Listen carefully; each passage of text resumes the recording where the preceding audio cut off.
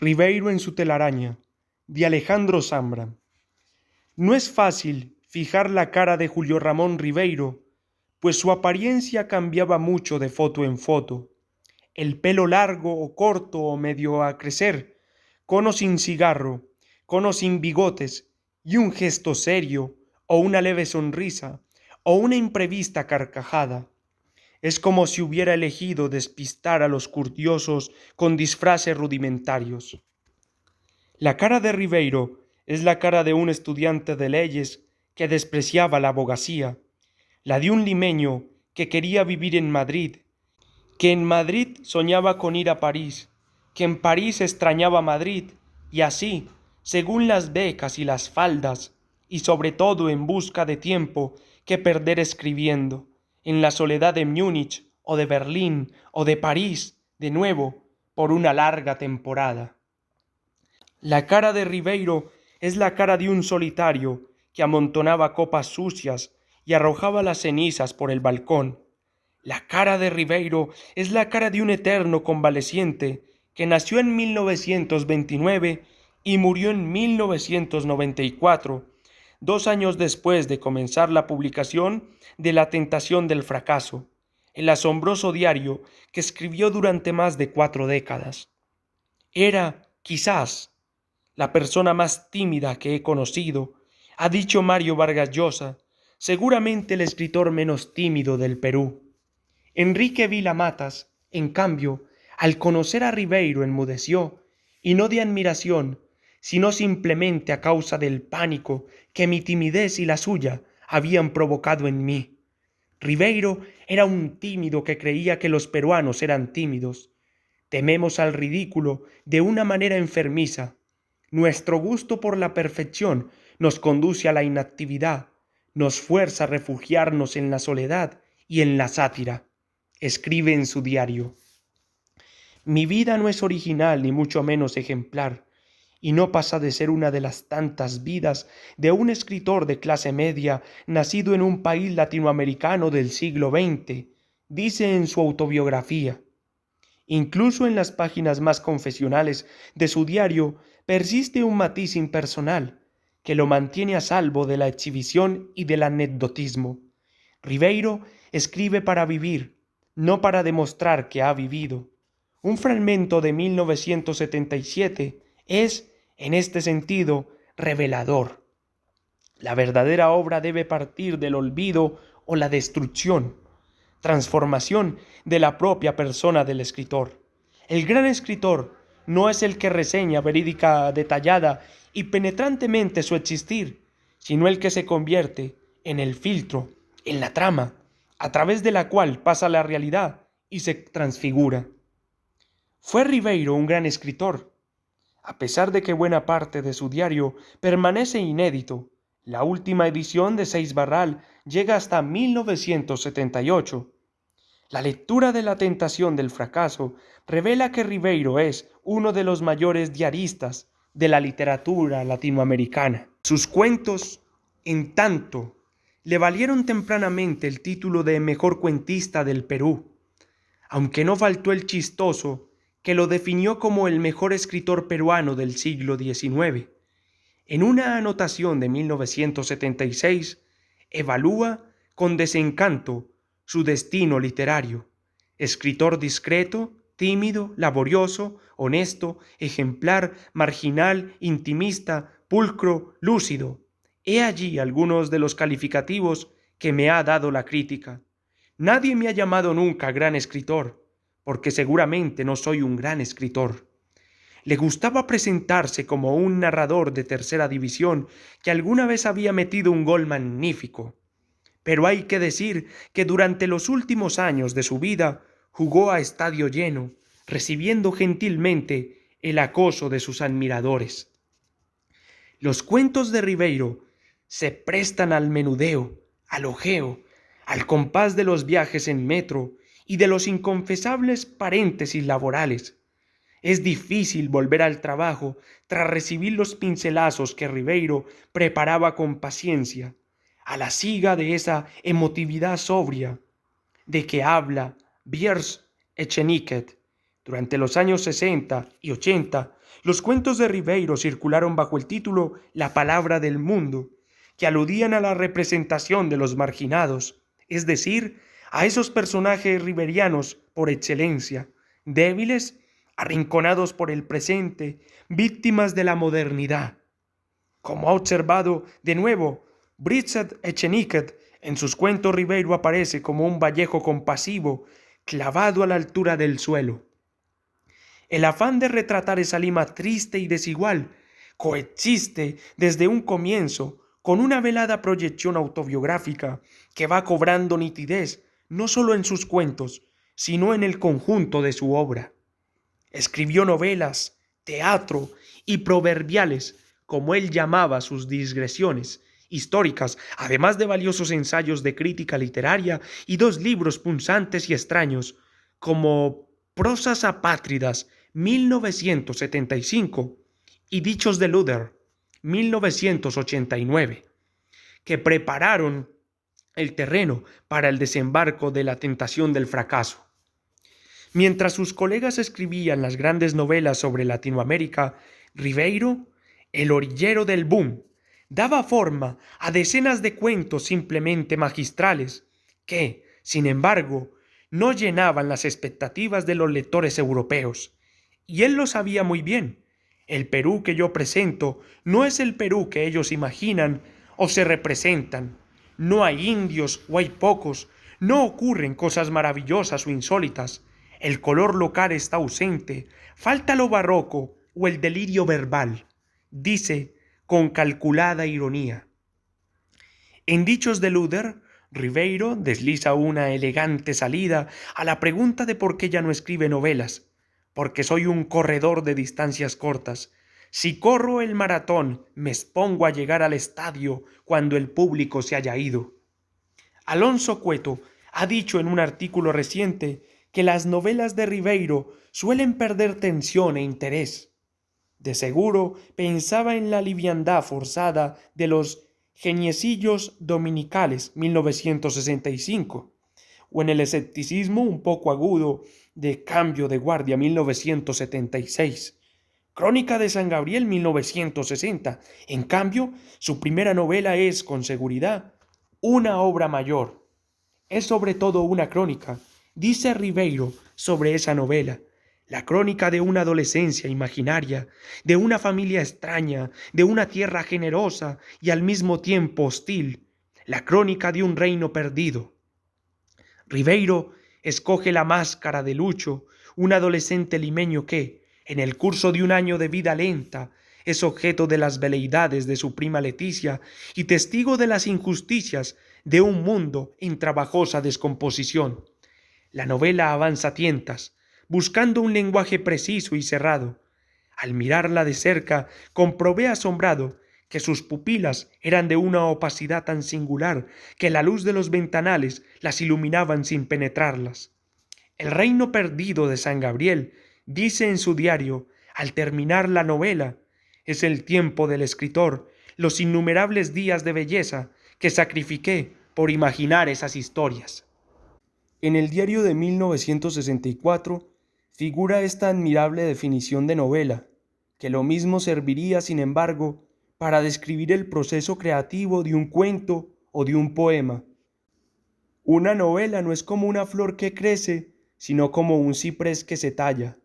Ella no debe adquirir su forma a partir de un núcleo, de una semilla, por adición o floración, sino a partir de un volumen herbóreo, por corte y sustracción. El escritor que poda corre el riesgo de quedarse sin jardín, un riesgo necesario, en todo caso. Silvio en el Rosedal, o al pie del acantilado, tal vez sus mejores relatos provocan, por así decirlo, un efecto novelesco, del mismo modo que las frases de Ribeiro suelen rozar la intensidad de la buena poesía. Aunque sé que es demasiado tarde, déjenme disculparme por la cantidad de citas de Ribeiro que incluye este artículo. Estoy tratando de citar lo menos posible, pero fracaso. Y en lo que queda de este texto, seguiré fracasando. Cuando tenía 12 años me decía, algún día seré grande, fumaré y me pasaré las noches en un escritorio, escribiendo. Ahora soy ya un hombre, estoy fumando, sentado en mi escritorio, escribiendo, y me digo, cuando tenía 12 años era un perfecto imbécil. Otro, tengo una gran desconfianza por los hombres que no fuman ni prueban un vaso de alcohol. Deben ser terriblemente viciosos. A partir de cierto momento, mi historia se confunde con la historia de mis cigarros, dice Ribeiro, en Solo para Fumadores. Su imprescindible autorretrato fumando, después de repasar sus primeros Derbit, sus Chesterfield, de estudiante universitario, cuyo aroma dulzón guardo hasta ahora en mi memoria, los negros y nacionales, Inca, la perfecta cajetilla de los Lucky Strike. Por ese círculo rojo entró forzosamente cuando evoco esas altas noches de estudio en las que amanecía con amigos la víspera de un examen, y los gaulices y gitanes que decoraron sus aventuras parisinas. Ribeiro rememora el momento más triste de su vida como fumador, que se da cuando comprende que para poder fumar debe desprenderse de sus libros. Cambia entonces a Balzac por varios paquetes de Lucky, y a los poetas surrealistas por una cajetilla de Players, y a Flaubert por unas cuantas decenas de Gauloises, y hasta resigna 10 ejemplares de Los gallinazos, sin plumas, su primer libro de cuentos, que acaba vendiendo al peso para convertirlos en un miserable paquete de gitanes. El relato abunda en pasajes que un no fumador juzgará inverosímiles, pero que los fumadores sabemos totalmente fidedignos. Aquella noche, por ejemplo, en que Ribeiro se arroja desde una altura de 8 metros para recuperar una cajetilla de Camel, o años más tarde, cuando soluciona la estricta prescripción de no fumar, escondiendo en la arena unas cajetillas de Dunhill que corre a desenterrar cada mañana. Ribeiro merece un lugar principal en la liberadora biblioteca para fumadores que conforman, entre otros necesarios libros, La conciencia de Zeno, de Italo Svevo. Los cigarrillos son sublimes, de Richard Klein, Puro humo, de Guillermo Cabrera Infante, y Cuando fumar era un placer, el ensayo de autoayuda de Cristina Peri Rossi, en que figura este sentido poema, que los no fumadores, una vez más, pensarán exagerado, pero que para nosotros es una declaración de máxima intensidad amorosa.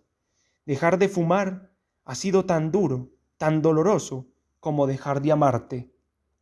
Insisto, estas imágenes poseen una belleza indiscutible para quienes creemos, como pensaba Rocco Alesina, que el humo no mata, acompaña hacia la muerte. No es conveniente, por cierto, leer ese cuento de Ribeiro si se está en tratamiento con varenicilina, esa droga capaz de convertir a los fumadores en depresivos ciudadanos del mundo global.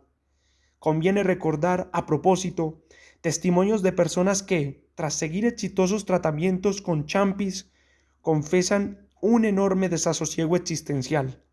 Ahora, sin fumar, todo es infinitamente más fofe. Me dijo hace poco, de hecho, mi amigo Andrés Braithwaite, famoso durante décadas por sus enérgicas bocanadas. En vez de la semivigilia que aconsejaban Breton y compañía, Ribeiro prefería escribir en estado de semiembriaguez.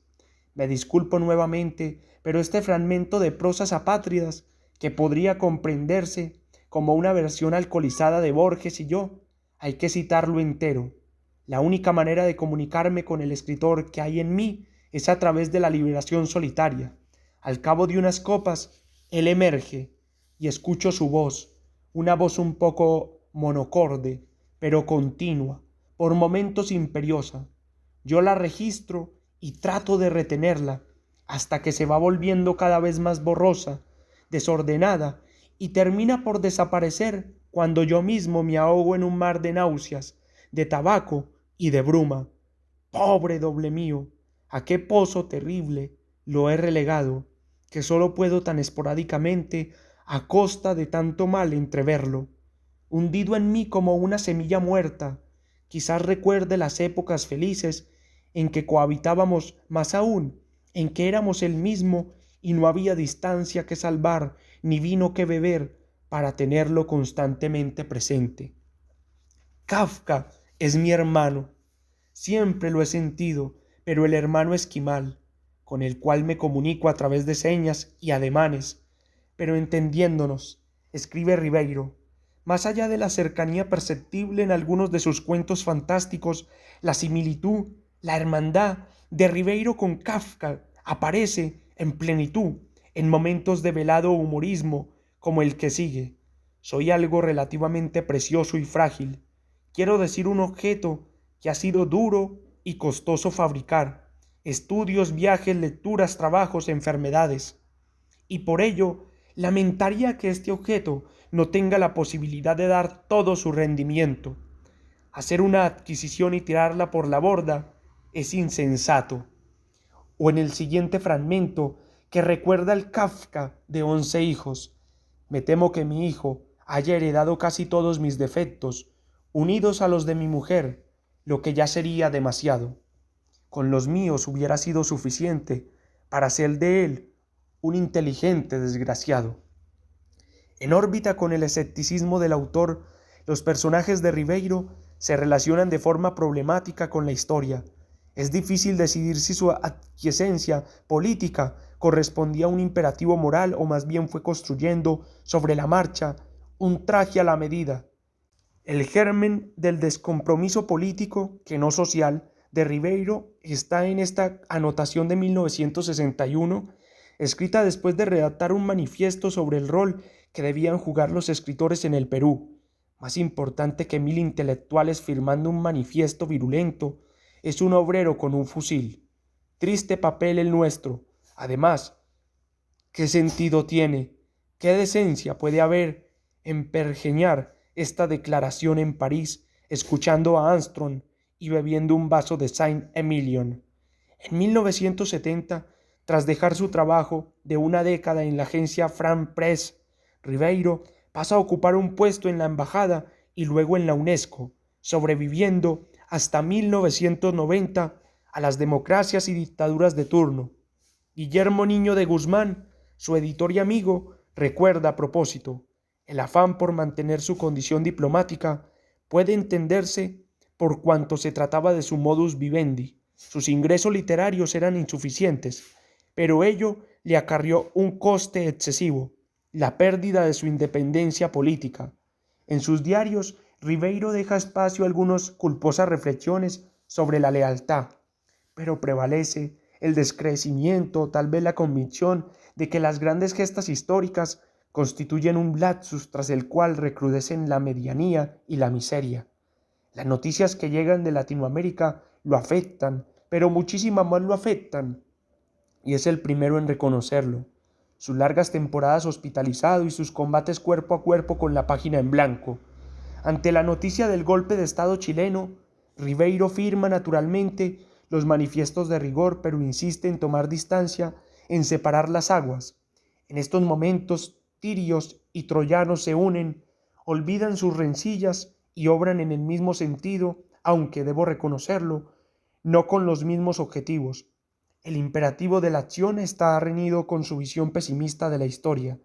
Los dos barrenderos franceses de la estación de metro, con sus overoles azules, hablando en argot, gruñendo más bien acerca de su trabajo, ¿en qué los ha beneficiado la Revolución Francesa?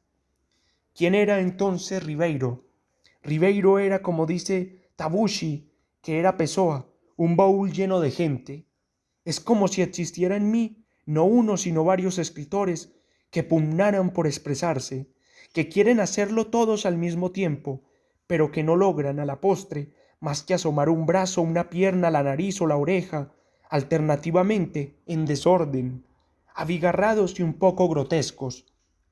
La crisis de la novela es, para Ribeiro, el resultado de una impostura. De un tiempo a esta parte, las novelas francesas son escritas por profesores y para profesores. El novelista francés actual es un señor que no tiene nada que decir sobre el mundo, pero sí sobre mucho sobre la novela. Escribe, e insiste luego, apuntando a la literatura moderna, un adjetivo que en Ribeiro suele ser desdeñoso. Cada nuevo escritor coteja su obra con la de los escritores anteriores, con el mundo. De este modo se llega a una ratificación de la materia novelesca, que puede confundirse con el estoicismo. Los nuevos escritores, concluye, tratan de hacer de su obra no el reflejo personal de la realidad, sino el reflejo personal de otros reflejos. Sobre Franny and Zooey, la novela de Salinger, dice: sus personajes se mueven como egresados de Actors Studio.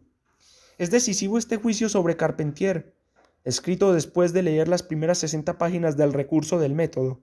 La novela es un bazar de nombres propios y referencias eruditas. Este defecto se acentúa a causa de otro rasgo de carácter que creo advertir en Carpentier: el temor de que por latinoamericano y por comunista se le vaya a reprochar ignorancia en materia de cultura occidental. Entonces hace ostentación de ella, pero con una exuberancia tropical. Ribeiro sabe ser despiadado. Es como el nuevo rico que acude a la fiesta con su traje más elegante y con todas sus joyas. Su estilo más que preciso es un estilo enjollado. Necesidad de construir nuevamente mi vida, mi tela de araña, escribe Ribeiro a mediados de los años 50, con plena y prematura conciencia de que vivir es hacer continuamente tabula rasa. No es ese héroe de Borges, que solo en el último segundo, justo antes de sentir el íntimo cuchillo en la garganta, comprende su destino. Ribeiro no es un héroe, sino un hombre que cada mañana, ya muy lejos de su barrio limeño, se mira en la trizadura del espejo familiar. Más que una vida ordenada en etapas y derrotas parciales, Ribeiro invoca cada día un destino dudoso. De ahí la predilección de lectores como Bryce o Julio Ortega por Silvio en El Rosedal, un relato precioso sobre el esquivo arte de leer el mundo. Su falta de confianza en el futuro lo obligaba a limitar sus aspiraciones casi a la esfera cotidiana y nunca se preocupó realmente de saber qué haría o comería el siguiente día, dice el autor en Autorretrato al estilo del siglo XVII. Quien me haya acompañado hasta aquí sabrá imaginar lo bien que lo pasó Ribeiro redactando esas líneas. El final es hermoso y tal vez verdadero. Podía permanecer solo y de hecho tenía cierta inclinación por la soledad y solo aceptaba la compañía de personas que no amenazaran su tranquilidad o que no lo avasallaran con su charlatanería. Agosto de 2006.